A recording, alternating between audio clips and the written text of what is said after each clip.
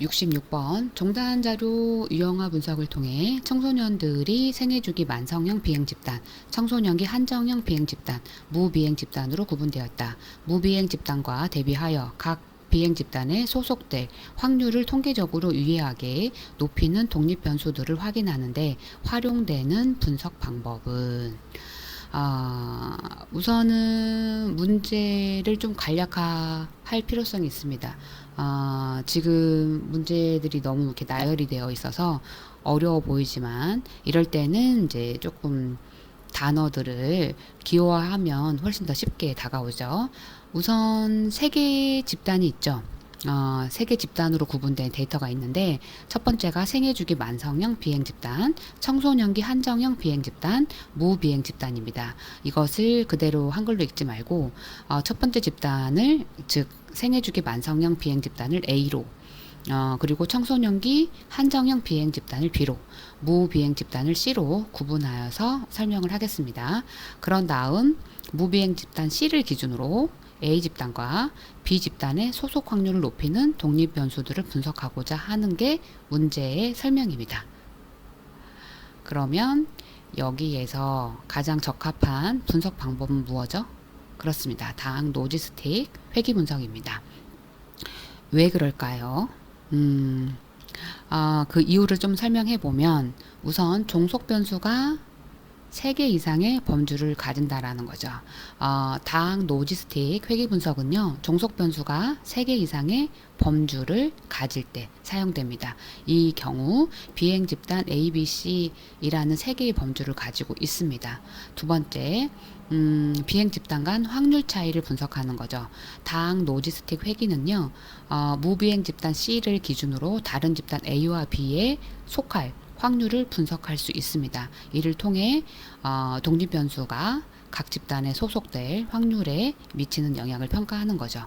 또한 세 번째 모델 구조입니다. 두 개의 유사 로직 모델을 사용하여 A 집단과 C 집단, B 집단과 C 집단 간의 확률 차이를 분석합니다. 따라서 다항 로지스틱 회귀 분석이 적합합니다. 다항 로지스틱 회귀 분석은요, 이러한 분석에 가장 적합한 방법이므로 66번의 답은 5번입니다. 나머지 방법들을 짤막하게 설명해 보면 첫 번째 카이 제곱 분석은요, 범주형 변수 간의 관계를 평가하는 데 사용되지만 범주별 확률을 예측하는 데 적합하진 않죠.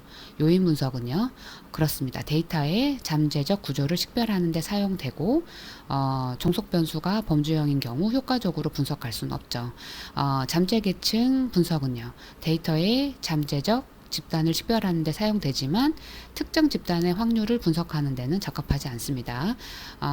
군집 분석은요, 데이터의 군집을 식별하는 데 사용하지만 독립 변수가 범주별 확률에 미치는 영향을 분석하는 데는 적합하지 않습니다. 결론적으로 다항 로지스틱 회귀 분석은요, 세 가지 이상의 범주를 가진 종속 변수의 확률을 분석하는 데 가장 적합하며 주어진 문제의 목적에 정확히 부합합니다. 따라서 답은 다항 로지스틱 회귀 분석입니다. 답은 5번입니다. 67번 종단 자료를 분석하는 방법으로 옳은 것을 모두 고른 것은 주어진 내용을 차례차례 읽어가면서 종단 자료를 분석하는 방법으로 옳은 것을 골라보도록 하겠습니다. 기억, 잠재성장 모형. 잠재성장 모형은요, 종단 자료를 분석하는 방법으로 옳죠. 시간에 따른 개별적인 성장 패턴을 모델링하고 시간에 따라 변화하는 변수의 궤적을 분석을 하는 게 잠재성장 모형입니다. 따라서 종단 자료에서 시간에 따른 변화를 추적하는 데 유용합니다. 기억은 옳습니다. 니은 잠재 프로파일 분석. 이것은 종단 자료의 시간적 변화 분석에는 적합하지 않습니다. 잠재 프로파일 분석은요, 주로 단일 시점의 자료를 기반으로 잠재적 집단을 식별하는 데 사용합니다. 횡단 자료에서 개별의 특성을 분석하는 데 적합하지만 문제에서 물어본 종단 자료의 시간적 변화 분석에는 적합하지 않습니다. 따라서 니은은 답에서 제외가 되겠네요. 그 다음 디귿 성장 혼합형 모형. 이것도 종단 자료를 분석하는 방법으로 옳죠. 성장 혼합형 모형은요, 여러 하위 집단이 각각 다른 성장 궤적을 가진다고 가정해서 시간에 따른 변화와 개별적인 성장 패턴을 동시에 분석합니다. 따라서 종단 자료에서 다양한 성장 패턴을 식별하고 분석하는 데 유용하죠. 그 다음 리을 군집 분석. 이것은 적합하지 않습니다. 군집 분석은요, 데이터의 군집을 식별하는 데 사용되죠. 주로 단일 시점의 자료에서 유용합니다. 횡단 자료에서 집단을 나누는 데는 적합하지만 종단 자료의 시간적 변화를 분석하는 데는 적합하지 않아서 종단 자료를 분석하는 방법으로 옳지 않습니다. 따라서 답은 기억 잠재 성장 모형과 디귿 성장 혼합형 모형이 답입니다. 68번 질적 연구 방법에서 질적 자료 분석 소프트웨어의 사용에 관한 내용으로 옳지 않은 것은 우선 질적 분석 소프트웨어는요, 컴퓨터를 사용해 질적 데이터를 분석하는 도구죠. 기능적인 면으로 면적, 개방형 질문, 크롤링 등을 통해 얻은 데이터를 분석하고요. 적용 분야로 간호학, 교육학, 사회복지학 등에서 효과적이고 심리학, 경영학 등에서도 보조적으로 사용됩니다. 특징으로는 코딩, 시각화, 네트워킹, 군집화 등을 지원하고 비정형 텍스트 분석이나 빅데이터 처리도 가능하죠. 주요 목적은 질적 연구의 품질은 연구자의 통찰과 문제의식에 크게 의존하고요. 소프트웨어는요, 보조적인 도구입니다. 이런 선의를 가지고 한번 주어진 내용들을 차례차례 읽어가면서 질적 연구 방법에서 질적 자료 분석 소프트웨어의 사용에 관한 내용으로 옳지 않은 것을 골라보도록 하겠습니다. 1번 방대한 양의 자료를 체계적으로 관리할 수 있다. 옳습니다. 2번 분석 과정에서 언제든지 원자료를 쉽게 파악하는 데 도움이 된다. 옳습니다. 3번 질적 연구의 신뢰성과 타당성을 자동으로 높일 수 있다. 이 설명이 옳지 않죠. 질적 자료 분석을 하는 소프트웨어는요, 자료를 체계적으로 정리하는데 사용되는 것이지 자료의 신뢰도와 타당도와는 관련이 있을까요, 없을까요? 없습니다.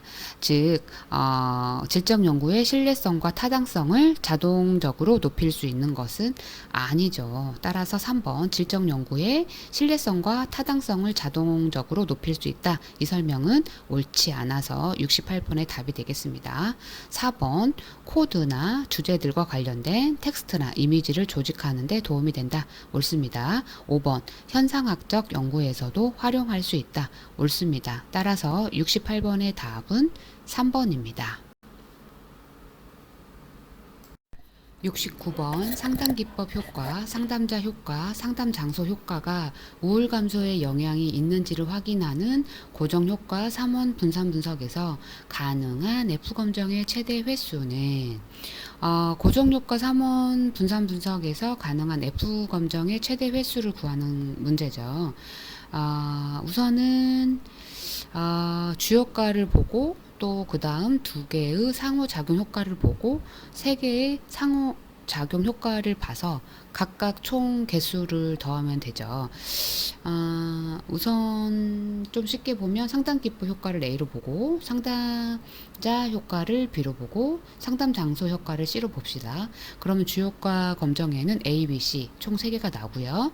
그 다음에 두 개의 상호작용 효과는 A와 B 간, A와 C 간, 그리고 B와 C 간이죠. 그 다음에 세 개의 상호작용 효과 검증에는 A와 B와 C에 간 상호작용 효과입니다. 따라서 주효과 3개, 2개의 상호작용 효과 검정 3개, 그 다음에 3개의 상호작용 효과 1개. 그래서 다 합쳐보면 7개의 F 검정을 수행할 수 있으며 이는 주효과 3개, 2개의 상호작용 효과 3개, 3개의 상호작용 효과 1개를 모두 포함합니다.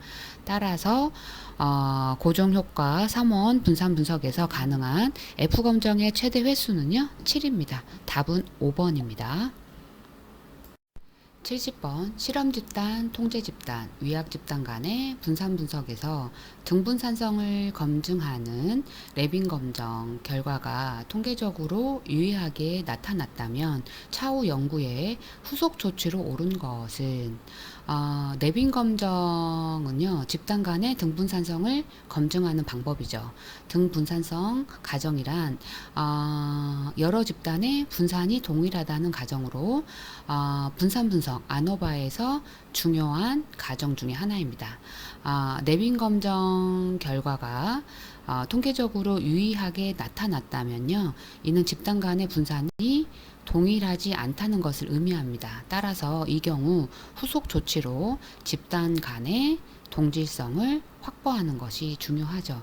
따라서 답은 4번이 되겠습니다.